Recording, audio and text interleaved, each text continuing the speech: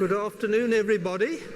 I'm wanting to start the lecture and give a very brief recap for the benefit of people who are joining us today. The first lecture was defining a very strange subject, looking at a general kind of history of how people have thought about the emotions, particularly in Western civilization. I'm afraid the Far East is being shortchanged. I have said very little about Japan and China, but I was giving a general survey of the thinking about the emotions on Monday, and the hero of the lecture was Charles Darwin, who wanted, in his famous late book on the expression of the emotions in man and animals, to see the emotions in the context of nature, and argue that emotions were hardwired into animals and humans as means of coping with the environment, various kinds of hazards in the environment, so that there's the fight and flight response, and there is the shame response, and which is based on blushing. And there is the disgust response, whose function is to protect one against decaying food and poisons. So there is this approach which is basically evolutionary, but it's also clear that nature is subject to considerable revision at the hands of human culture, and there are all sorts of strange things which culture builds on the basis of our basic animal nature. And the second lecture was looking at the, starting to look at shame rather than disgust. And there the hero was Erik Erikson, the psychoanalyst, who related shame to questions about the identity crisis and the integrity crisis.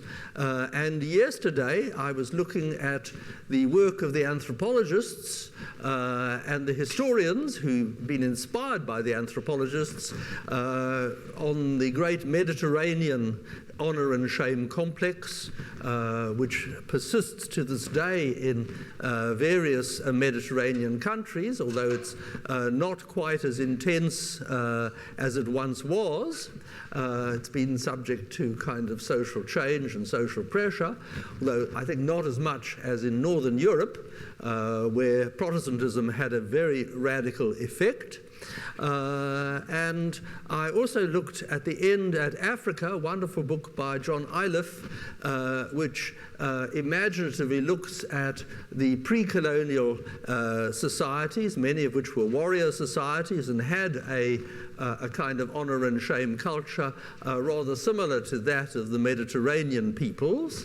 And then the effects of colonialism, which in some respects repressed the old fighting culture, and then post-colonialism. And the book is splendidly imaginative because of looking at the honor of women in a way which I think earlier writers had not done, and carrying things right up to date, looking at questions of shame in relation to the struggle with HIV/AIDS.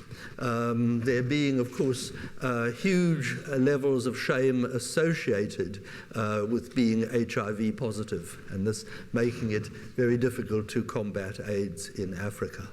So that was a sort of grand tour of the Mediterranean and Africa with a few words about Northern Europe yesterday. Today I'm going to move on, and the topics for the lecture today are ressentiment, nationalism, xenophobia, and populism. This is not quite the list of titles I had in my original plan for this lecture, so I've got to make a slight apology. I had originally wanted to discuss the role of the world religions in today's lecture, but for various reasons I found it better to try and move that material into other lectures, into yesterday's lecture when we were talking about the decline of the honor and shame culture, where both Islam and Christianity tried to suppress the honor and shame culture, Christianity rather more successfully than Islam. And it's also in tomorrow's lecture when I'm talking about the guilt culture, which was a major development in the early modern period in Europe, particularly in Catholicism. So today I have decided that I'm not going to actually talk so much about the world religions. There's some other exclusions, and these were made early on. I knew I had to exclude the Holocaust and anti-Semitism, partly because the subject is so rich and partly because I've treated it in summer school lectures in other years. My course last year was on anti-Judaism and anti-Semitism. And I've had to make further exclusions. I'm not going to talk about the rage of revolutionary mobs in the French and Russian revolutions, or about lynch mobs in the Old South, and other forms of hatred directed against the other.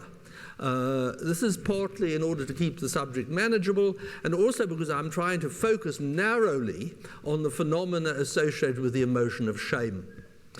Shame is, in some sense, the most mysterious of the emotions. It's easy to understand fear, and I think it probably isn't too difficult to understand rage, but shame, that peculiar self-consciousness in the presence of other people, does require careful handling and elaborate handling, and there is interesting material about it.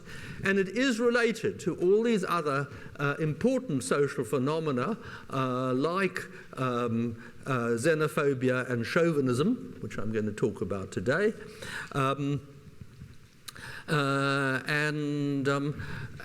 I wanted to say a few words about the current new horror, which is populism. I thought, just to be topical, I must say something about populism, although that also is a very broad subject and will take us beyond talking about shame.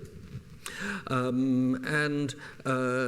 was one other thing which I wanted to mention, and I need to go back because it was a slide I didn't show yesterday, in relation to the contribution made by Christianity in suppressing the old pagan concepts of honor and shame and the family kind of centered values which were associated with Greece and Rome. And I have a wonderful illustration for this, which is Bernini's statue of Aeneas carrying his father Anchises, followed by his son Ascanius. This is the earliest great masterpiece by Bernini. It's in the Galleria Borghese in Rome, but most people don't notice it because usually when you go to the Galleria Borghese, you're hurrying to get on to the next room where the wonderful Apollo and Daphne is located, which is not just Bernini's first masterpiece, but one of the greatest masterpieces of sculpture ever made. So most people don't see this extraordinary statue, which is wonderfully historically correct. The Renaissance, in many ways, as I mentioned the other day, was not just a revival of antiquity, it was also a critique of antiquity. And they didn't always get the history right. So that what's extraordinary is that Bernini did get the history right. I think he must have consulted some sort of learned humanist, because this statue is difficult for the modern person to read. You've got to ask yourself, what are the three men doing? Well, Aeneas is fleeing the sack of his home city, carrying his father on over a shoulder. But what is is his father Anchises carrying? He's carrying a tiny little thing which I think is difficult to see in the slide, and I'm not sure I could have done better about that. This is the best slide I could picture I could find. He's actually carrying what are called the penates, the image of the domestic gods, which always stood next to the family hearth in the classical Roman home. And Ascanius is carrying the hearth itself. And this is a very strange set of customs which was found in both Greece and Rome, whereby the hearth was the center of the home, and normally an eternal flame was kept burning on the hearth. And it was regarded as terrible bad luck for the family if the flame was allowed to go out. So there was this duty of tending the flame. And this, I think, symbolizes a great deal about the personal religion of the Greeks and the Romans, which was very much centered on the family. We know that there are religions today which are centered on the family. Judaism, of course, requires the father to preside and say the blessing at the Friday night supper.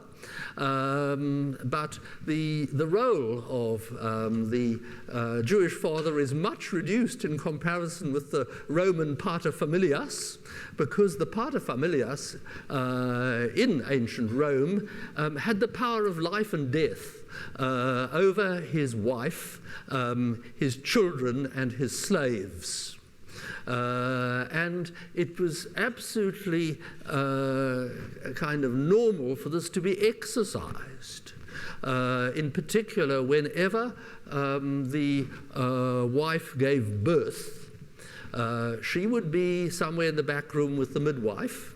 And when the child was finally out, the midwife would bring the child to the father, waiting impatiently in the front room, and he would inspect the child to see if it was healthy and if he wanted to recognize it as his own. And if he did, he would hold it up. But if he didn't, he would drop it. And it would then be taken out and thrown into the gutter.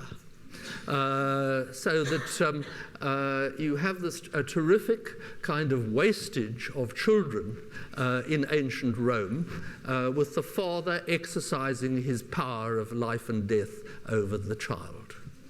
So now Christianity couldn't bear this. In fact, Judaism couldn't bear this. There are kind of Roman ethnographers who say, one of the strange things about the Jews is they love all their children. But Christianity kind of rejected this and created foundling homes for children who were abandoned from an early age. And it rejected the cult of the family hearth, and so it shut down this sort of religion. And that is one of the key ways in which it kind of undermined the cult of the honor and shame, which was very much associated with the lineages. Once you got a situation where people were treated as individuals rather than members of families, once you got a situation where children in particular could go into the church rather than stay under the domination of the paterfamilias, you move towards a more egalitarian society. And this is terribly important in understanding the role of religion in undermining the honor and shame complex in the ancient Mediterranean. Okay, so that was what I should have said yesterday, but had other things on my mind. So let's go forward into today's lecture, and I want to start by saying something about ressentiment. This is a a rather peculiar kind of notion. It comes from the noted German philosopher and cultural critic Friedrich Nietzsche, who drew attention to a particular kind of envy and hatred, or envy and malice, which he called ressentiment. This is just actually the ordinary French word for resentment, but he kind of used it in preference to using a German word, and he used it in a special sense which has stayed with it since, and it's the kind of hatred which mediocrities feel towards persons of superior achievement. It is usually based, of course, on some sense of shame.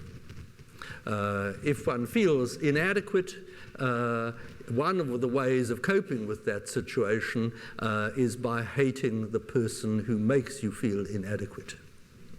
So Nietzsche saw this kind of resentment, ressentiment, as characteristic of what he called the slave mentality.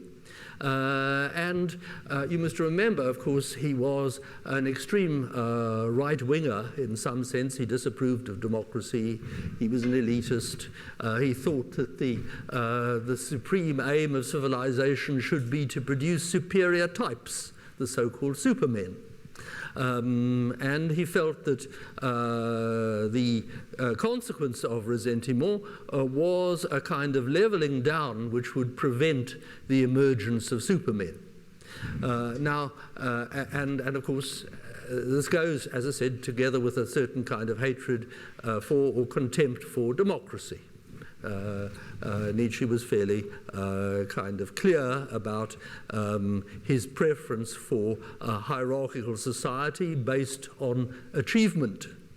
Now, I think that we want to sort of separate some things out here. Nietzsche was correct, I think, to diagnose this as a kind of a recurrent sort of psychology based on shame and hatred, but we don't have to follow him in assuming that democracy and the desire for equality kind of go with this or derive from this. So what I'm wanting to suggest is that one needs actually to bear in mind the wonderful words in the funeral oration delivered by Pericles in Thucydides, where he describes the greatness of the Athenians and the greatness of the Athenian democracy as including the fact that we give people their due. We recognize talent. And it is, or can be, under those circumstances, in fact, an egalitarian sentiment, because we recognize that everybody has the possibility of achieving, and of course, achieving in many different ways, and so there are many different kinds of excellence. And a society which was trying to enforce mediocrity would, of course, be a highly undemocratic society. And there's all sorts of ironies here, as I sort of mentioned at the bottom of the slide. Many of Nietzsche's 20th century followers themselves seem to suffer from ressentiment. The extraordinary band of misfits who joined the fascist party in Italy after World War I, the strange entourage of Hitler in the 1930s included a large number of people who were kind of failures and mediocrities, and who displayed intense resentment against people like Einstein, or for that matter, some of the great artists, and And part of that hatred for degenerate art is actually coming from artists who were kind of mediocre followers of the old academies. So there's a huge irony there. Nietzsche's many admirers in fascist Italy and Nazi Germany were themselves consumed with ressentiment. I mention ressentiment because it's one of the kind of important special cases of the negative emotions which we will be encountering again. But today I want to concentrate, my main subject today is about nationalism and chauvinism. By far the most powerful shame-based force during the last 2 centuries in world history has been nationalism, which has often been based on the sense of national humiliation.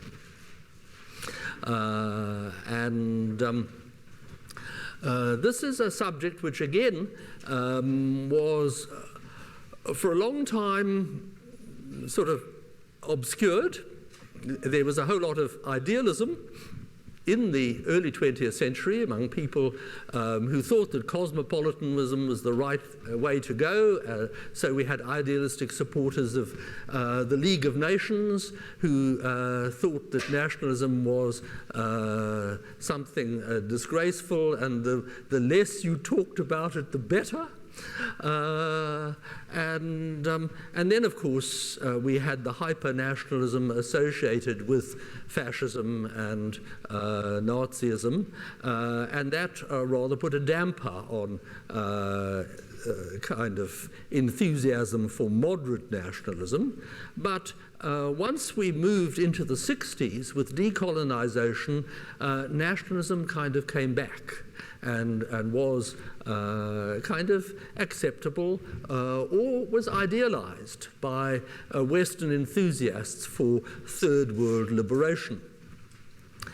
But the crucial point really was this, that because nationalism was regarded as an atavistic kind of backward-looking kind of ism in comparison with socialism, for example,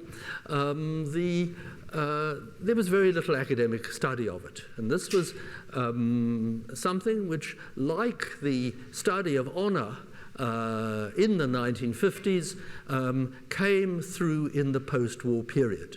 And it came through as a result of a very important book, Ili Kaduri, Nationalism, which came out in 1960. But the most important person to write about it was the sociologist Ernest Gellner. And I've got there on the slide a picture of him sitting in his office, characteristically sort of leaning back and discussing things. And there's one of his books on nationalism. He wrote, I think, something like 5 books on nationalism, all in all. The earliest one I have with me, it's called Thought and Change. This was written in response to Kaduri's book, Nationalism. Now, I should say something about the controversy between Gellner and Kaduri before moving on to the analysis which Gellner developed. And the opening paragraph of Kaduri's book is famous because of its kind of skepticism towards something which was many people regarded as so much a part of the furniture of the world that it didn't need discussion.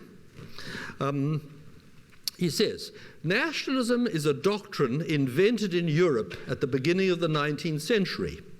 It pretends to supply a criterion for the determination of the unit of population proper to enjoy a government exclusively its own. for the legitimate exercise of power in the state, and for the right organization of the society of states. Briefly, the doctrine holds that humanity is naturally divided into nations, that nations are known by certain characteristics which can be definitely ascertained, and that the only legitimate type of government is national self-government. Not the least triumph of this doctrine is that such propositions have been accepted and are thought to be self-evident, that so much so that the very word nation has been endowed by nationalism with a meaning and a resonance which, until the end of the 18th century, it was far from having. These ideas have become firmly naturalized in the political rhetoric of the West, which has taken over for the use of the whole world. But what now seems natural once was unfamiliar, needing argument, persuasion, evidence of many kinds. What seems simple and transparent is really obscure and contrived, the outcome of circumstances now forgotten and preoccupations now academic.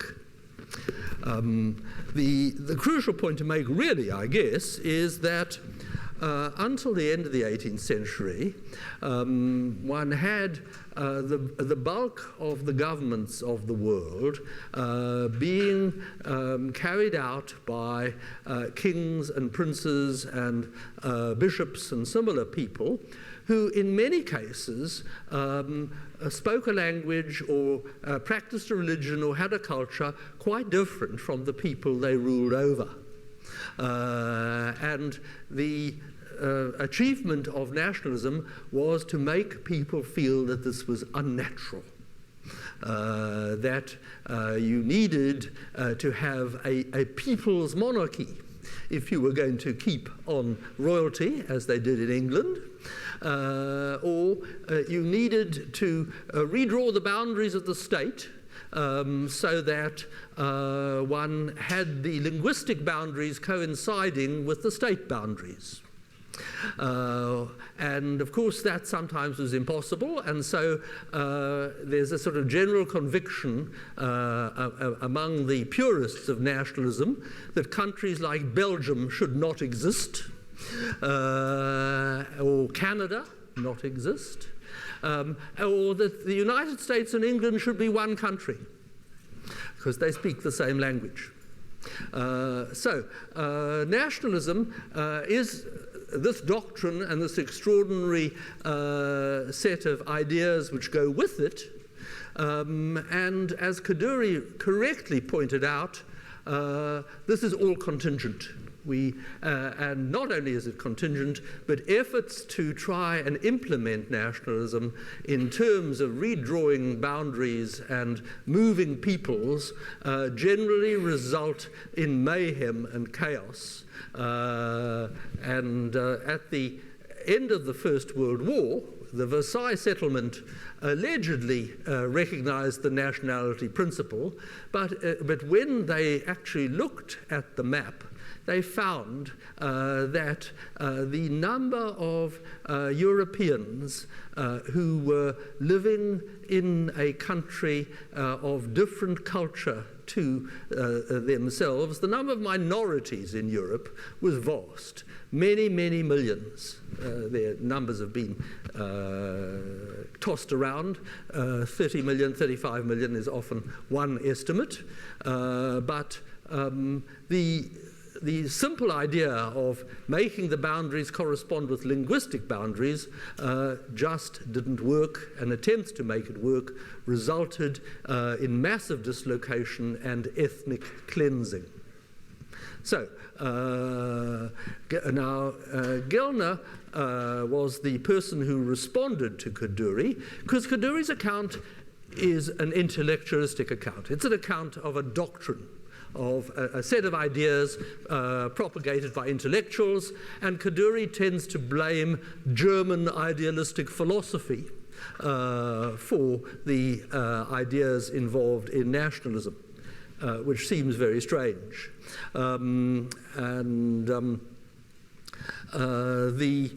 I should say a little bit more about Kaduri, whom I knew. He came out to South Africa on 2 occasions, and I got him to autograph my copy of his book. And he was a remarkable man. He was a Baghdadi Jew. He'd come from that extraordinary community which was destroyed in the 1950s by the takeover of Iraq and ultimately by Saddam Hussein, but there was a predecessor whose name I've forgotten. He had suffered personally at the hand of the nationalists, and he was anything but complacent on the subject of nationalism, whereas Ernest Gellner had been somewhat complacent before he was jolted by Kaduri's book. And he subsequently said it was like the famous remark made by Immanuel Kant that it had required David Hume to awake him from his dogmatic slumbers. So Gellner thought that he had experienced dogmatic slumbers until he was jolted by Kaduri. But Kaduri's approach, as I said, is intellectualistic, not sociological, and Gellner was professor of sociology and philosophy at the London School of Economics, and so was determined to provide some sort of sociological explanation. And the first treatment in the book Thought and Change is kind of remarkable. It was also one of the books which was great for me growing up. It interprets nationalism as being the artificial creation of certain elites, usually certain bourgeois elites, who try to cobble together a state for purposes of industrial development. This may sound a little strange, but Gellner was a Jew from Prague, and that had actually been the history of the Czech state, that the Czech nationalists in the 19th century had been very concerned to build up industry and to recruit the peasants to come and work in the factories. And under those circumstances, it was necessary that the peasants should be able to read instructions in the handbook and follow the demands of the bosses, and so language was an important kind of issue for industrialization. So his argument in Thought and Change was that nationalism was a kind of artificial modern creation. There was nothing automatic about what happened when you made the transition from feudalism, the feudal society being characteristically one where the aristocracy spoke a different language from the peasants. But it was important for purposes of industrial development that people should be on the same page, and therefore culture was used as a method for mobilizing the masses. Now, various people criticized this account, and it's very interesting to see how the theory evolves over a number of books. And in the final treatment, these kind of modernizing, mobilizing elites are still there, but a much more important role is played by the psychology of nationalism, which is often the psychology of national humiliation. In the final treatment, Gellner moved away from laying emphasis on the bourgeois elites who were trying to create an industrial society to lay emphasis on the masses and their sense of humiliation at the hands of alien rulers. And he has these very nice little stories which he tells, again, I think some of them based on the accounts of people he spoke to when he was growing up in the Czech lands before World War II, where people would have to wait in line in a bureaucratic office and would eventually reach the front of the queue, only to find that the bureaucrats did not even speak the local language. So there are these kind of examples of humiliation. And again, this is a sociological explanation, not just a question of individual psychology. So these have got to be stories which apply broadly in many, many situations to many, many people, and you've got to allow for individual variation. And he has a number of these stories, all of them stressing the fact that nationalism was not just about state building on the part of an elite.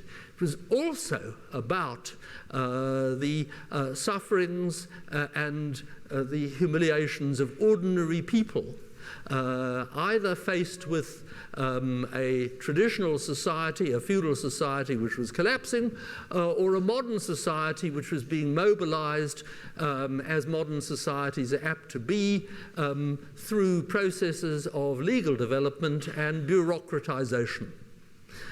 So these are the kind of issues which he concentrated on in his final treatment. And when you look at it this way, it is absolutely clear that nationalism can be deeply dysfunctional, because you can have people's bitterness, suffering, resentment, ressentiment being mobilized in this situation, and being mobilized against foreigners. It's not for nothing that nationalism fell under a cloud in the 1930s.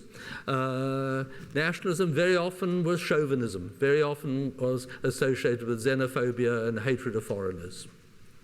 And of course, it led to those kind of terrible crises of ethnic cleansing after World War I and again after World War II. We have tended to forget about the tremendous number of Germans who were expelled from Eastern Europe at the end of World War II. One of we all remember the terrible figures about the Holocaust, but how many people know that more than 1 million Germans lost their lives on the passage back from the Soviet Union to Germany when they passed through Poland? Again, one of the great atrocities which has not been remembered. So, this is the question of nationalism, and it's related to another set of important circumstances connected with colonialism. As I say in this slide, both colonialism and anti-colonialism could be motivated by the need to reverse humiliation. And I have a very striking example of this, namely the French colonization of Algeria. On the left, you see a representation of the key incident in 1827, when the French consul is insulted by the Dey of Algiers, who slaps him with a fly whisk. And this particular blow turned out to be very costly for the Algerians, because it was a wound to France's national pride, which had to be avenged. And so in 1830, after an intense blockade, French armies kind of came in and conquered Algeria, or at any rate, the coastal regions of Algeria. The final pacification of Algeria took most of the 19th century, and it was accomplished by the army. The army was the main instrument of colonization in the Algerian case, and it was again, motivated by a whole set of, to us, strange and bizarre concepts and attitudes. The army of the 1820s was different from the revolutionary army of the 1790s, and different from the Napoleonic armies. The Napoleonic armies had achieved great success by going to Egypt in a strange attempt to kind of attack the British in India.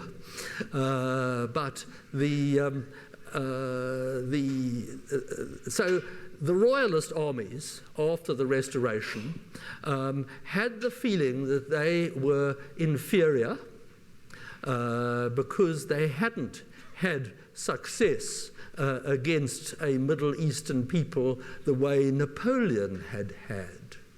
So again, we have this ressentiment, the feeling of inferiority, which needs to be avenged.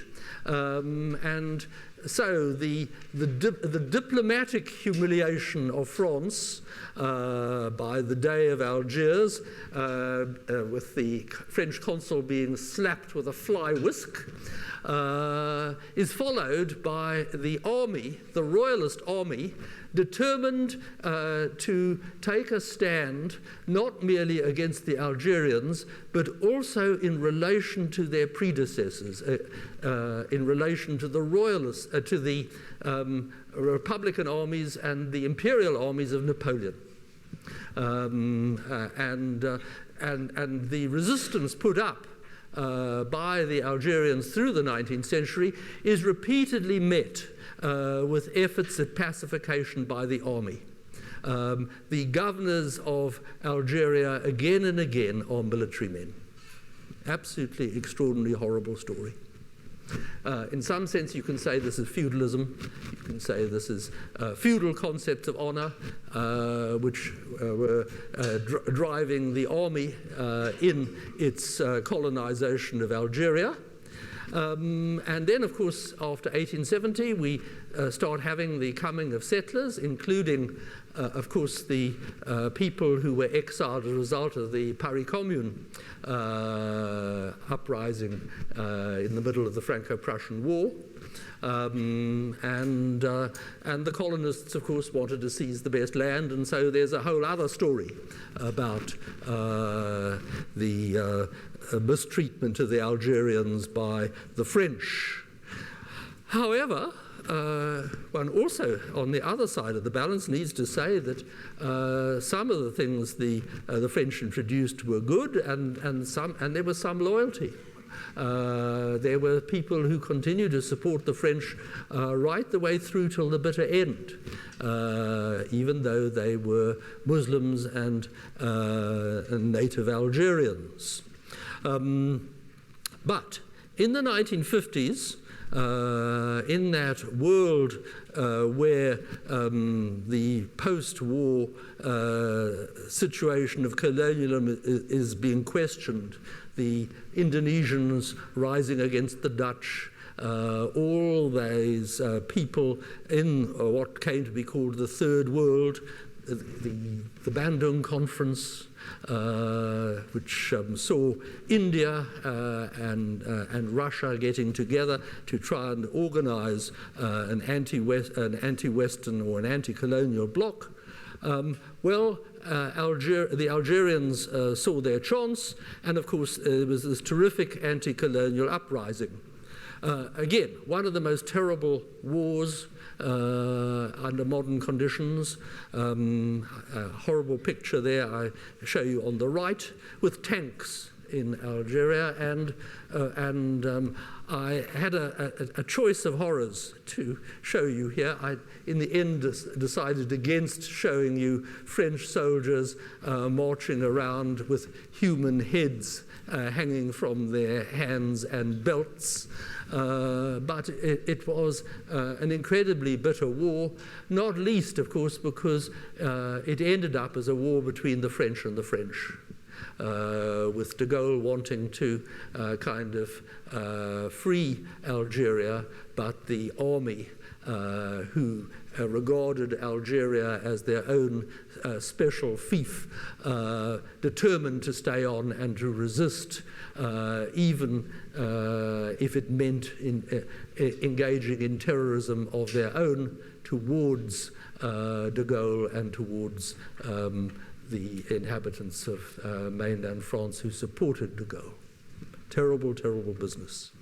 And during that period, and this, of course, is why I want to mention anti-colonialism as sometimes being motivated by shame.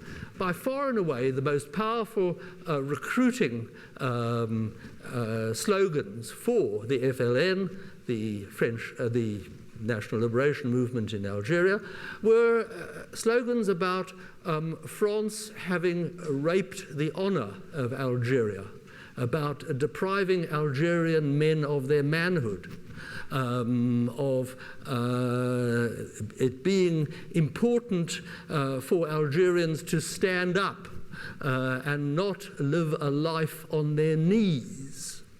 So the rhetoric is certainly very strongly motivated by shame. So that's the reason why colonialism and anti-colonialism are here. And of course, it's an anti-colonial nationalist movement.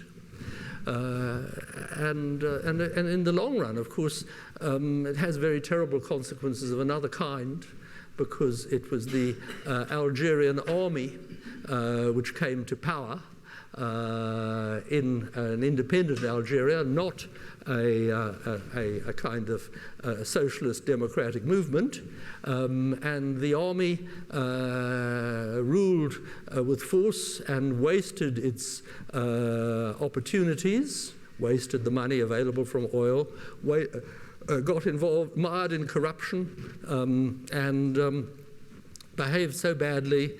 They had a brief kind of, what's the word I'm looking for, flirtation with Thatcherism and neoliberalism, but that just made the indignation of the mullahs, the Muslim fundamentalists, even greater. The thought that there were these luxury shopping complexes which ordinary Algerians could not enter was a major recruitment slogan for the FIS, the Algerian fundamentalist movement. So the history of Algeria from start to finish, from 1827 down to today, is a history of one disaster, one massacre, one terrible humiliation after another. So that is my take on colonialism and anti-colonialism. But we're not finished with the supping on horrors. I also want to mention in this context xenophobic violence. And this is something which we have seen also in South Africa in recent years. Hatred of foreigners. It's all over the world, and in fact, again, interesting questions about why it declined in Europe when it declined. You'll find that Shakespeare was concerned with anti-French violence. His landlord was a Frenchman living in the East End of London, so there was hatred of foreigners among the English, but gradually that changed, and again there seems to be some sort of process involved. As you get commercial development, people become more tolerant and more ready to engage with foreigners. So both England and Holland were early pioneers of tolerance and early pioneers of capitalism. But we've seen xenophobic violence break out in our own country, and the best analysis is due to the German sociologist Heribert Adam, who's now a Canadian citizen, and his wife Cogila Moodley. And again, I'm afraid I probably ought to have one of those frank confessions and say they are both friends of mine. And their book, Imagined Liberation,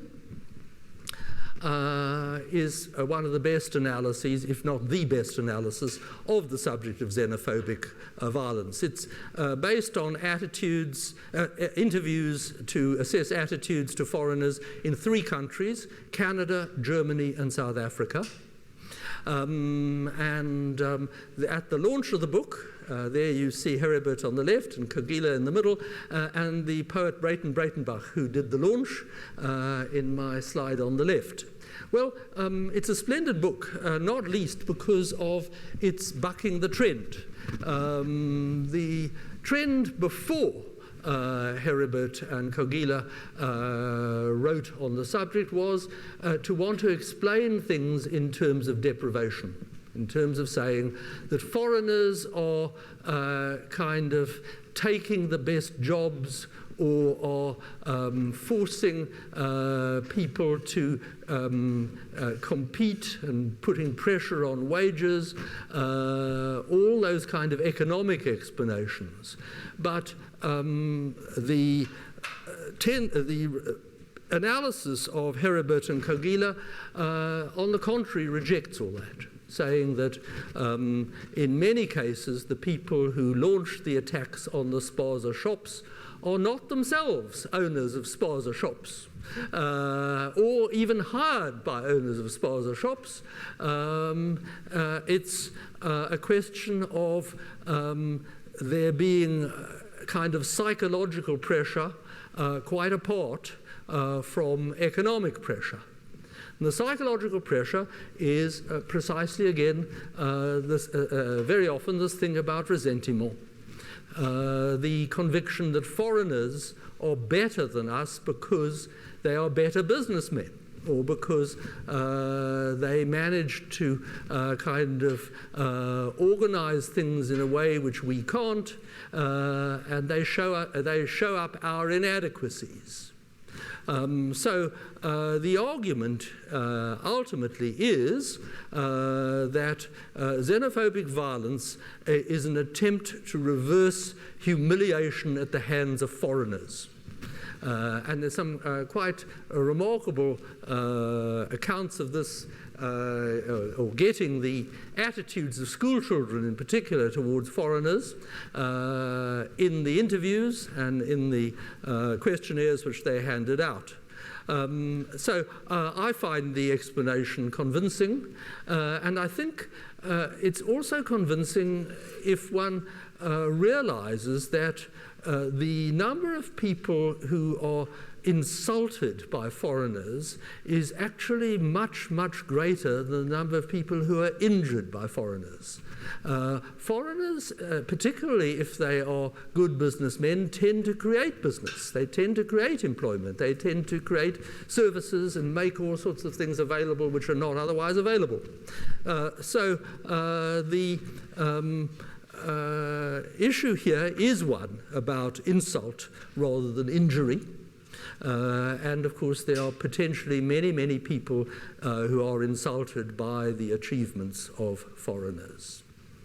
There's also a marvelous, I should mention in passing, fieldwork done by Johnny Steinberg, who goes around interviewing people and hears about, gets stories from the Somali traders, how these township youth come into the shop and kind of ask for one impossible thing after another, or ask for possible things but turn them down every time, just in order to annoy and humiliate the trader. So I find this kind of analysis very impressive and important. and I have used it myself on a number of occasions when trying to analyze campus violence. So, this is xenophobia. But the lecture would not be complete without mentioning populism. And the best analysis of populism is also due to a German academic, Werner Müeller, who is a professor of politics at Princeton. And I should say that populism is a much broader concept than the kinds of things I've been looking at, ressentiment and nationalism, chauvinism and xenophobia. It takes many forms. The crucial thing really about populism is the populist is a person who has a very simple narrative or has a preference for very simple narratives about politics, and so is quite ready to join in a xenophobic narrative that it's all the fault of foreigners, or it's all the fault of the Jews, and of course having a kind of simple concept, this is the other side of it, the assumption is that what needs to be done is simple and obvious. And any right-thinking person would join with the populists in doing what they're doing. And so the populists tend to regard themselves as being we the people. We the people. Even when they are a tiny minority. This is the most characteristic feature of populism, and it leads to a kind of intolerance of people who disagree. It leads to conspiracy thinking. There must be a conspiracy against us if we're not getting things coming out the way we want. And it can go with all these other things, resentiment of the kind I've already been talking about. One finds it very strikingly in both the case of Brexit and of Trump. Brexit, the main issue being the attitude towards foreigners, the free immigration associated with the European Union. And in Trump's case, well, there's some extraordinary things Trump says. He says things like, the most important thing is the unification of the people. The other people don't matter.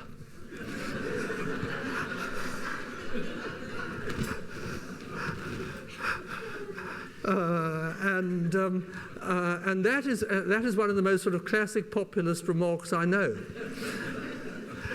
And historically, the United States has seen populist movements before, starting at the end of the 19th century when you had the great movement for free silver, with the closing of the frontier and trouble in the prairie.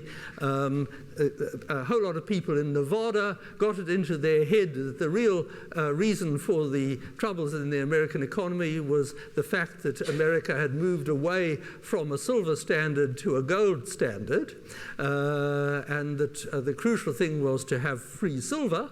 So we have William Jennings Bryan running for President of the United States on the populist ticket. And he was a classic populist. Again, he goes to Nevada and he says, I have heard the people. They are for free silver.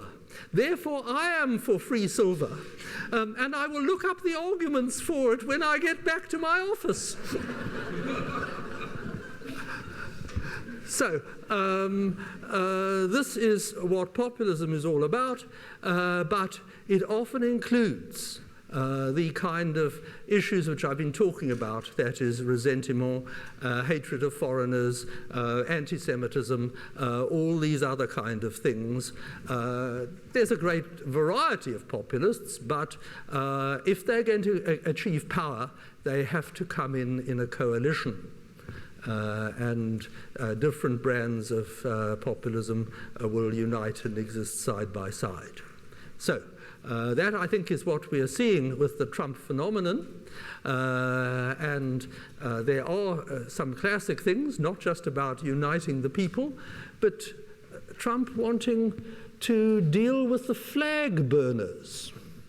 An issue which goes right the way back to the protests against the Vietnam War.